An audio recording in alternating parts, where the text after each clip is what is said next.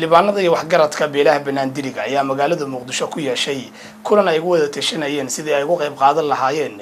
dhismaha maamulada loo dhisayo gobolada dalka sida warbixinta uu nagu soo diray wariyaheena Cabdiqaadir Cali Xuseen Koronto. kulankani oo ay magaalada Muqdisho ku yeesheen xildhibaano ka tirsan baarlamaanka Soomaaliya siyaasiyiin iyo waxgarad ka soo jeeda beelaha Banaandiriga ayaa waxa ay uga hadleen arrimo dhowr oo ku aadan xaaladda dalka gaar ahaan arrimaha maamul sameynta gobolada dalka. siyaasiyiintii iyo waxgaradkii kulanka ka hadlay oo sheegay in ujeedka kulankoodu uu ahaa sidii ay uga qayb qaadan lahaayeen maamulada loo dhisayo gobolada dalka ayaa waxa ay sidoo kale ballan qaadeen inay fidinayaan shirweyne lagu dhisayo maamul goboleedka Banaadir State. haddaba waa kuwan qaar ka mid ah xildhibaanadii iyo waxgaradkii ka hadlay kulanka wada tashiga beelaha Banaandiriga.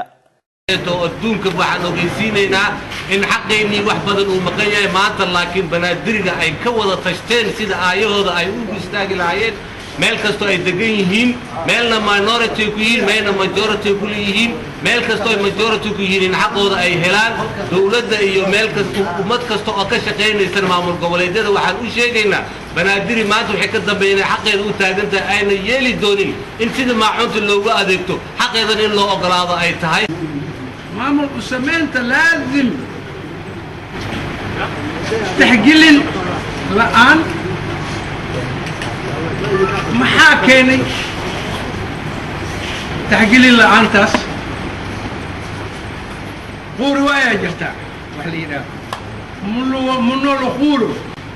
الخورو محواي يعني بنادر والأوجي هاي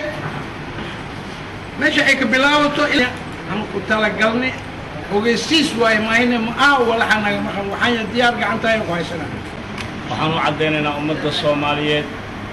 maamulka gobolka Banaadir gogosheeda maanta wixii ka bilowday inay fidsan tahay in maamulka odayaasha iyo xildhibaanada iyo siyaasiyiinta iyo dhalinyarada ay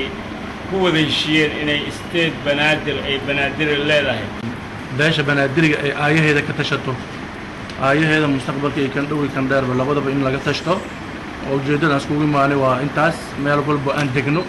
من الناس عسى راس كمبوني وان دقنا ديغان كستان دقنو إن آيهنا كتشانو يعني سكوني ماني وأنا كميدا سنة هاي وحن وشيجينا إن بيلها كلا إن احترامان إنه احترامان ديغانا أن دقنا هاي يو ماشي عن لنا ويأكيهين إن نرسو حد جذبين أو حقوق عن لنا أن كهلنا بيلو البابا إن شاء الله وحن هل كان ما أنت سكوني من أنا فلقينه waxaa dhismay sida ogtiin bariyahan dalka waxaa ka jira isbedel xoog leh waxaa ka jira nabad waxaa ka jira horumar beeshu mar walba maadaama lagu yaqaan inay ka qayb qaadato horumarka dalka iyo maslaxadda iyo wanaagga dalka waxay isugu timid maanta inay ka tashato masiirkeeda maadaama dalkan martayna ka ahayn ay u dhalatay oo ay ku dhalatay xaq u leedahay haddana ay dhismayaan maamul goboleedyo dawlad goboleedyo waxaan isleenahay doorkiina runtii waa inaad qaadataan sidii horeyba loogu yaqaan inaan doorka aan ku lahayn dalkan aan ka soo qaadanay in aan maantana aan ka qaadano doorkii laax aan ka soo qaadanay dib u dhiska iyo horumarinta dalkan marka waxaan leeyahay Soomaali weynay yaan la isxaqirin yaan la isinkirin waxa aan nahay waad ogtihiin waxa aan galno waad ogtihiin dad taariikh dalkan ku leh ayaan nahay si kasta arinta ahaado ayaamahan